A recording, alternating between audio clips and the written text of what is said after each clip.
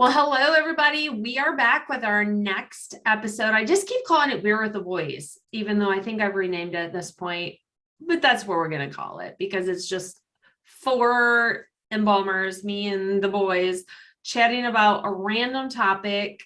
Some of us having drinks, some of us not, kind of related to funeral business. It's just funsies. We like to have fun over here. So we've got Ryan and Brian from Undertaking the podcast. Check out the podcast. They're funeral directors and embalmers from Indiana. We have John Hill, who is a mortuary science professor, a funeral director, a trade embalmer down south.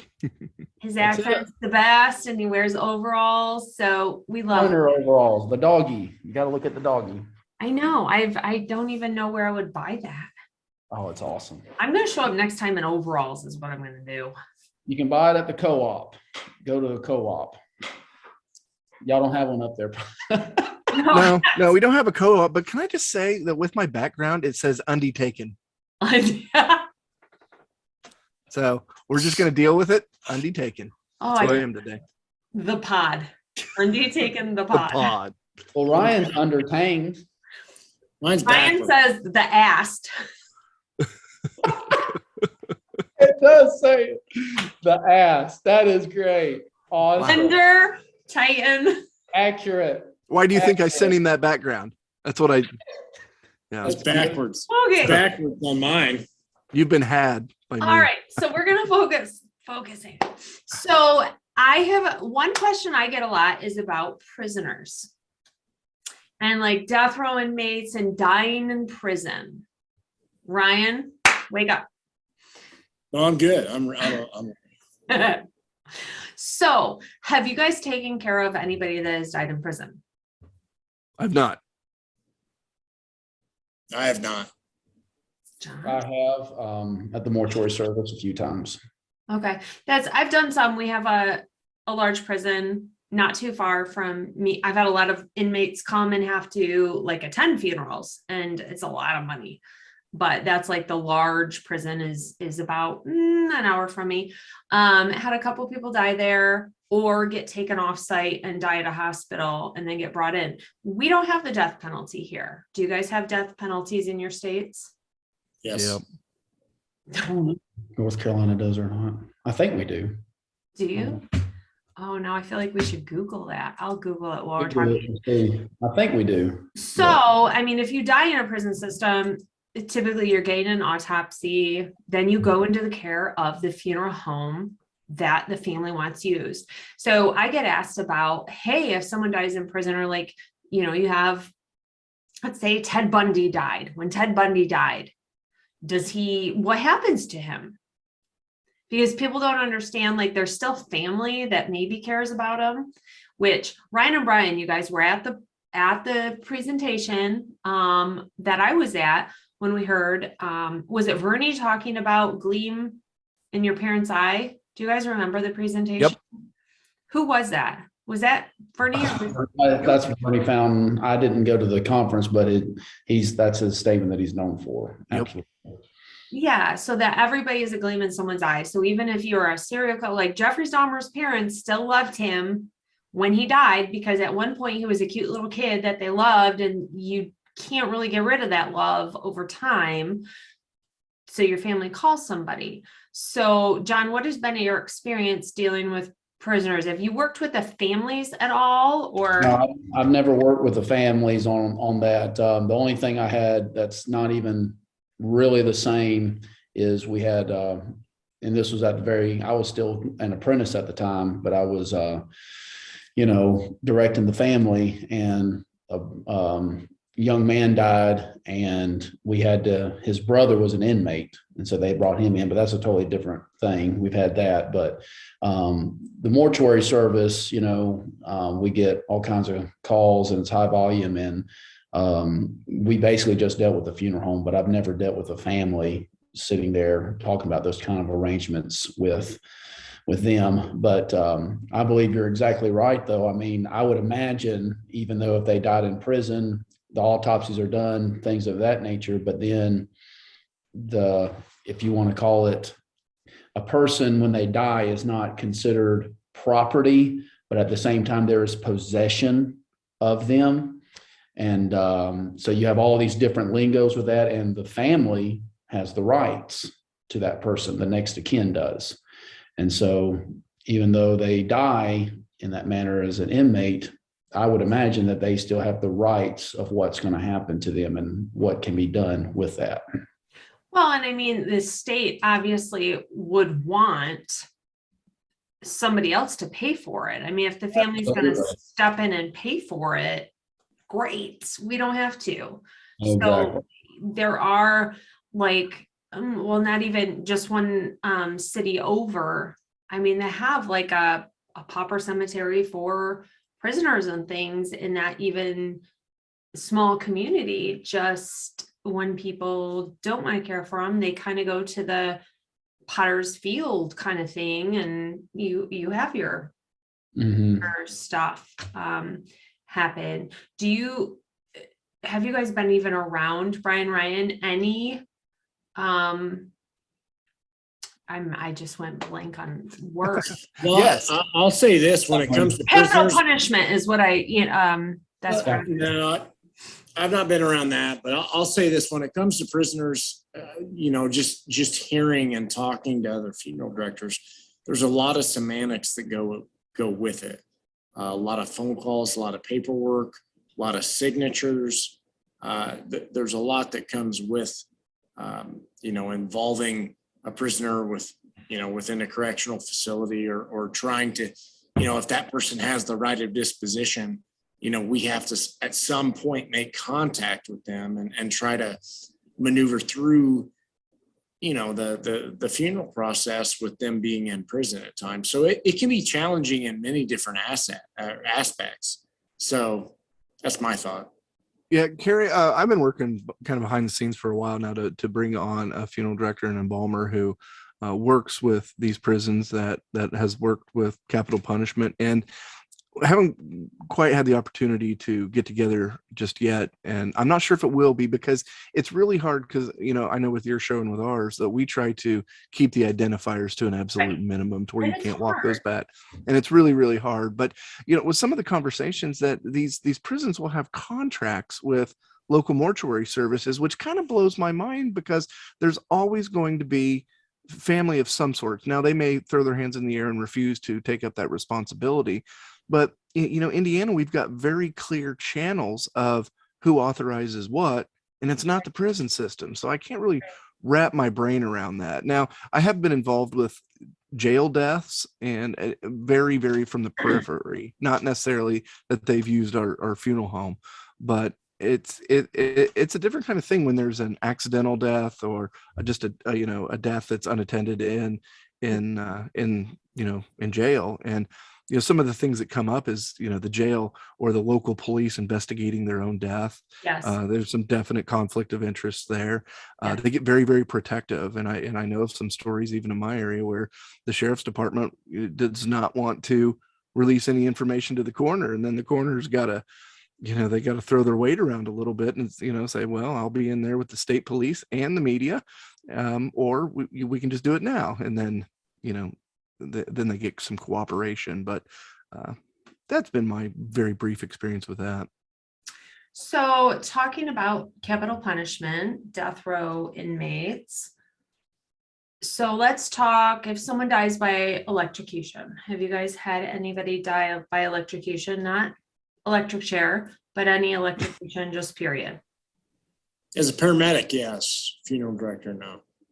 What have you experienced looking at somebody who's died of electrocution? Because it's really going to be a lot the same, just any general electrocution and electrocution. Well, no, it's not. I'm going to have to argue with you on that. No, I'm just asking questions. It's not necessarily the same, because what I dealt with was somebody that dealt with high voltage power lines, things like that have a high energy output. So more of a quick shock than that versus an inlet within within your house is completely different, and I think the injuries are different. I think the challenges we as funeral directors are, have to deal with are different. So it does. I think the output of energy when that is different, I think the ultimate scenario changes. Okay.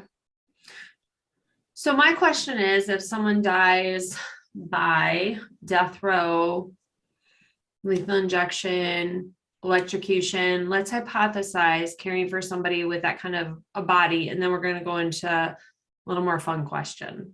Any thoughts? I mean, I've obviously not, we don't have that here. So what are your thoughts on either, I mean, hanging, we've talked about hanging, firing squad, we've talked about gun. So what about? I'm curious about the lethal injection part, because obviously that's going through the bloodstream, going Correct. through the cardiovascular system, which is what we primarily do and what we as embalmers use for our preservation process. So my initial thought is always what was drilled in me when I was in mortuary school is anytime there's bacteria, nitrogen, things like that, that's in the cardiovascular system and in the body, pre-inject, pre-inject, pre-inject. Try to get all that bacteria, whatever. But I'm just curious about the lethal injection because, you know, it being poison, how it would affect that. So that would be my initial thoughts right out of the gate is to pre-inject, because you want to get all that stuff out and cleansed, and so that the body is properly going to take in the formaldehyde and the preservation chemicals, so you can get the body to the proper pH level. So that would be my initial thought process with that. Yeah, I agree with the professor here. That's my first thought on lethal injection, that you're going to have nitrogenous waste. You've got poison in the system. I would hypothesize that we would approach this very similar to a drug intoxication case, to where, you know, he said pre-inject, I'm going to say cellular bath. We want to get that away from the cell wall so the body is ready to accept the preservative that we introduce into the system. So you're going to have a better result with that type of case. So, you know, the electrocution, that perks my interest there a little bit, because generally, you know, with high voltage and with capital punishment, I've got zero experience with that. But, you know, generally there's an entry point and an exit point with rapid dehydration, you know, almost like a burn. Ryan, as a paramedic, can talk more about what those look like. Ryan? You're going to see a little, I would say more so of a burn mark where the entry point is, but the exit point as to where it leaves is, well, I'll use this term, explosive in a lot of ways. So I didn't even think about the exit of the exit, in a lot of ways, the exit one was always the worst. Gunshots, things like that. So it wouldn't exit through like an orifice with electrocution to find its way out. It would make its own exit with an electric. Here's the thing, man. It's gonna follow the path of least resistance. So there's no telling where it comes out. You've seen people that literally the entry point is a hand and it comes out their left foot, but it doesn't just come out their left foot. It blows out the bottom of the foot. And you know it what I mean? bounces around doing it. Yeah. I mean, it kind of goes all over and then out. Yeah. So I don't know that there's a specific pathway because I think it just finds the path of least resistance. No, it'd be interesting. I've always thought it would be a fascinating conversation to have people who have dealt with multiple capital punishment situations where they've handled people who have come out. But like we've said, I mean, it's that privacy issue where we can't really delve into it as much, but it's fascinating to see. I feel like with electrocution, it's that you're short wiring a circuit, and we are just a circuit, you know, our circulatory is a circuit. So when you introduce that electrocution and stuff in, you're going to burn areas, you're going to short wire what's going on inside. So it's one of those inject and see what the heck happens, but they're going to be autopsied because they died in prison. So it's kind of that good outcome from that, I guess, that we get the autopsy, which we've said is kind of a blessing sometimes. So the fun side of the conversation, this is where this all stemmed from a John Hill thought and a podcast I listened to, is last meals.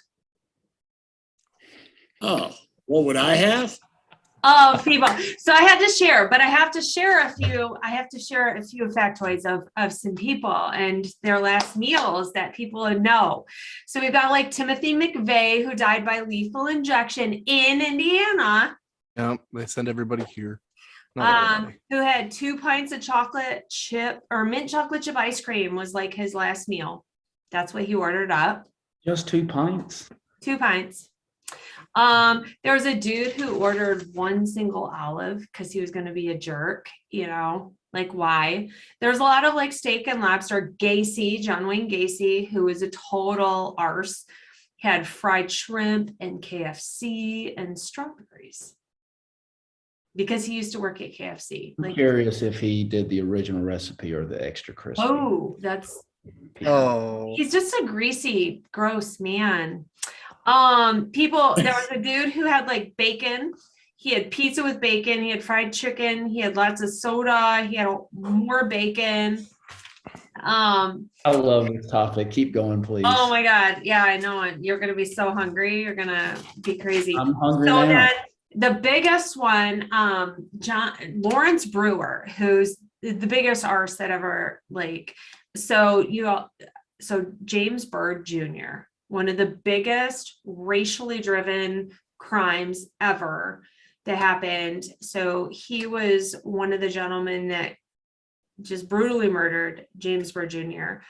And he is the one that also got last meals taken away from every person in Texas, because his last meal he ordered fried okra, chicken fried steak, ice cream, fajitas, cheeseburgers, peanut butter fudge, like all this stuff. And when it arrived, he said, yeah, I'm not really hungry. Didn't touch it. And the taxpayers pay for this stuff. So Texas said, screw you guys. I'm not doing this again. And so Texas cut off death row inmates from getting last meals because of this jack cracker, because he ordered all this stuff and then said, I'm not hungry. So what would your guys' last meal be? Oh, I'm a lobster guy. I do lobster, steak, some sort of potato, probably an asparagus or a green bean. I don't know would they let you drink beer? I don't know. Yes. I mean, that's a lot of people did Jack Daniel's shots and like alcohol shots beforehand. I'd take a few naughty waters, no question about that. So I don't know where that leads, but yeah, I mean, I'm not gonna order a bunch of stuff that I'm not gonna eat. So yeah, I'm gonna probably have a chocolate cake dessert. I think that's important. It's important. I love chocolate. Yeah, I mean, I'm going to make sure that, I think there should be a retainer, 5 beers, no matter what. I think I should be able to slowly but surely, if this is going to happen, move into the process. So I don't think that's a problem. Ryan, your face, you're like just taking that in. Yeah. What are you feeling? What would be? I guess now that alcohol is involved, we would start with that. Yeah, pizza. Yeah, do pizza. Yeah, more than one. Yeah, for sure. And I would eat all of it. Anywhere particular you'd want it from? It's got New York style, thin. Toppings. I would probably mix it up. I'd get a supreme and maybe a pepperoni or a double pepperoni, double cheese. Yeah. You have ranch with your pizza, blue cheese, garlic sauce. What do you like Parmesan on top or the red pepper? No, don't mess with my we're talking food now. We got to get specific. That's right. Don't mess with my pie. Yeah, regular old supreme black olives, banana peppers, pepperoni sausage. Just the pizza stuff. You don't need anything else, no other additives. Well, no, because I'm gonna drink first. Well, yeah, but I'm talking. I just mentioned Parmesan cheese on top of your pizza. Or nope, no, I don't. I'm low maintenance on it. Comes to pizza, just regular old pizza. Yep, just thin, crispy. I mean, I guess if we're getting specific, either a wood, or a coal-fired pizza. I do like that. Is up my alley. But we get those thin ones. We can put those away. Absolutely. So, especially if it's you ain't getting any more. What are you gabbing, bud? Yeah. I want Kari to go first. I want to go last. I want to hear everything. So I have not thought about this, but one thing I think about when I think about, okay, death is coming. I know it's coming. I can't eat dairy. Like I'm in cold sweats as soon as I eat it. Like my body does not want it. So I would probably go for it because I'm begging for the death. So Lots I'm of like, cheese, lots of ice cream. like a milkshake, a thick, like a shamrock shake from McDonald's, like the old school, not the new style, like 20 years ago, good old style McDonald's shamrock shake, maybe like a Giordano's deep dish pizza from Chicago with all the cheese, all the meat, like every meat they have, just pack it in there because I like meat stuff, like bacon stuff. Yeah, all of it. I don't know. And I also feel like I want all my good mom foods. Like my mom would have to make food and send it to the prison for me. Like I want every good mom food before I go. What's the mom food now? You got to tell me the mom food. I don't know. Like, and there's nothing special. My parents do not like seasoning of any kind. So everything's super bland, but lasagna that I can't eat because of all the cheese and the gluten, and I don't eat any of it. And I think just like a good hamburger, I don't know, just all the goodness. And I feel as if I want to be intoxicated once they're gonna kill me. I hear that. So I will take a whole bottle of like Crown Apple and I'm good. So all the dairy, which will make me want to die, and then all the Crown Apple, which will make me not realize I'm dying, and then I'm good. I'll just. So, John. I think as soon as you asked that, I knew exactly what I was going to say, but I'll preface that by saying I love food. I mean, It is like somebody asked me what I spend my money on. And honestly, I think most of the money I ever spent on is just food stuff. I love food and I wish I could constantly eat all the time. I don't know why the good Lord, if you're a religious person, why the good Lord put 4 stomachs in a cow and not in a human being. I just do not understand that. So anyhow, I love food and love my Taco Bell runs. I love steak, all that good stuff. I mean, everything from hibachi, Japanese, Asian, to Mexican, Italian, all American. But for my last meal, I would call my mom, Kari. Oh, see, mom. What's John's mom's name? Oh, my mother is the best. And what's her name? Beth Hill. And I would call mom. And she knows every time I come over, she makes this every time I come over. My favorite meal on planet Earth, as silly as it sounds, is country style steak that my mother makes. That's not abnormal. I love country steak. All she does is take that cube steak. Had a country style steak. Oh, all she does is take that cube steak and he's so right on, Kari. He's so right on. Oh, and all she does, and there's a process to it, but it's simple. All she does is take that cube steak and you've got to really flatten it. What is it called when they get that hammer and really tenderize? She does that. She puts the flour on both sides, just salt and pepper. She fries it or puts it in the pan, fries it. And she said, you have to use the lid, the same lid for that pan to rest it on. Don't put it in a separate plate. You got to put it on the lid of the pan. And she does that. Then she makes the gravy in the pan. She puts that flour in there, puts the water in there, adds a little bit more salt and pepper in there, waits for that gravy to get a little bit more thicker. And then why she puts all the cube steak on top of the pan is because she's going to use that same pan lid on the top, and all those drippings are not at all wasted in a separate plate. And she puts she puts a lot of love in that thing. And so she puts it back in there, but then she cuts up good sweet Vandalia onion, and then she places it in there and it simmers for an hour and a half to 2 hours. And when we open that thing up and it's simmering and it's smoking and you put that fork down in there, that cube steak just falls apart. And you've got to have Uncle Ben's rice, and that Uncle Ben's rice has to be firmer. It can't be mushed and all puffy and all that. It's got to be a little bit firm. And you just, I mean, that's would be my last meal. It is phenomenal. I mean, I love desserts. Ryan's spot on about the chocolate. You got to have chocolate, but I don't even care about any dessert or anything. I just want to load up with country style steak and rice that my mother made. There's no potatoes in that. Like I was picturing. No, I love potatoes. Fried I love potatoes. with No, this. she usually makes mashed potatoes with it too. But I don't know. I just love rice, and I love just the country style steak with it too. And I love mashed potatoes. Don't get me wrong. I'm a big mashed potato person, but all I need is just like a huge thing of rice and just like a huge thing of country style steak. All I need is all I need. All I need. All I need. And you know, y'all talking about drinking and stuff. I wouldn't even need it. I mean, on the way to the death row or whatever, capital, whatever, I'd just be wanting to eat the country style. He'd be like licking his. Yeah, it's phenomenal.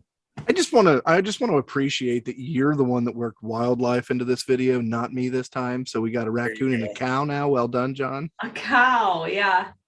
Why not? I mean, goodness gracious, why don't we have 4 stomachs? I mean, seriously. I mean, you know, who was it? Truett Cathy, the guy who made Chick-fil-A, he said food is essential. You got to make it good. And that's, I mean, you know, I do not understand people that do not want to eat good food. It just blows my mind. John, I think that you sit like, what's his name?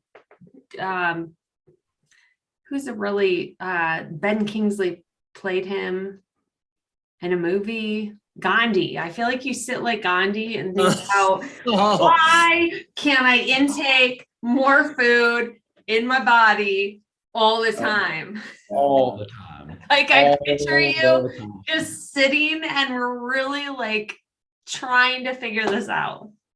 Yeah. I mean, it's, you know, one reason I get up every day. What am I going to eat today? That's like, Gotta have those reasons. oh yeah. It keeps you going. It does. See, some people ask me, how in the world do you keep on going? And I just pointed a Taco Bell sign late at night that keeps me going. What do you order at Taco Bell? So I have a complex order all the time, but I can do it through the app now. So the app saves my bacon all the time. So I'm big into the cheesy gordita crunches. I love those things. They have that, I don't know what kind of ranch it's called. It's some spicy ranch that goes inside the taco. It's great, but you can't have, okay, let me explain what a cheesy gordita crunch is. It is the gordita on the outside, the soft shell, then it's laid with cheese, and then it's a hard shell, and then you got your meat, your cheese, and all that on the inside. But what makes the cheesy gordita crunch the bomb, yes, I did say the bomb, is you got to add that Doritos Locos taco in the middle, or now they got the new fiery taco, which is even better. So it's a game changer anyway. So I love the cheesy gordita crunch. A good old cheesy bean and rice burrito is awesome. And that's basically about it. But they're bringing back the Mexican pizza. I'm excited about that. And they got the Choco Taco. The Choco Taco is coming back. That was my jam back when I could eat dairy way long ago. We would always get the Choco Taco as the end result. And it was like the soggy waffle cone exterior. So good.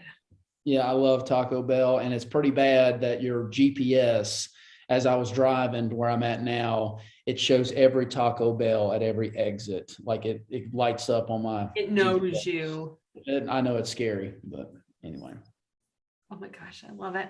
Well, thank you guys for sharing your last meals, talking prisoner. Why can't I think of that word? Drinking. Last rites. No, capital punishment. I go blank when I try and say capital punishment. Beer with the boys and wine with Kari. Yeah, wine with Kari. It was wine tonight. I'm trying to avoid the beer. Ugh. Yeah, it's the gluten. Some gluten. Yep. I'm trying. So We had a big old boot beer, that one picture. No, Huge. which was delicious. I did not drink it myself. I did not. So I will not. That was a lot of beer. It feels like just filling you. It was, but gosh, that was delicious. I don't know how Ryan does it. I don't know how Ryan can drink beer like that. Because he drinks Mick Ultras. At home, yes. It's like basically watered down water. It is Diet like water. 4.2% alcohol or something. I feel better about it, but We Yeah, want it you to is what feel good. We want you to feel good. We like you. We want your soul to feel joy. blessed. Well, thank you everyone for joining us. Of course, we go sideways, but that's okay. Thanks for the topics. If you have anything you want us to go sideways about, post them below.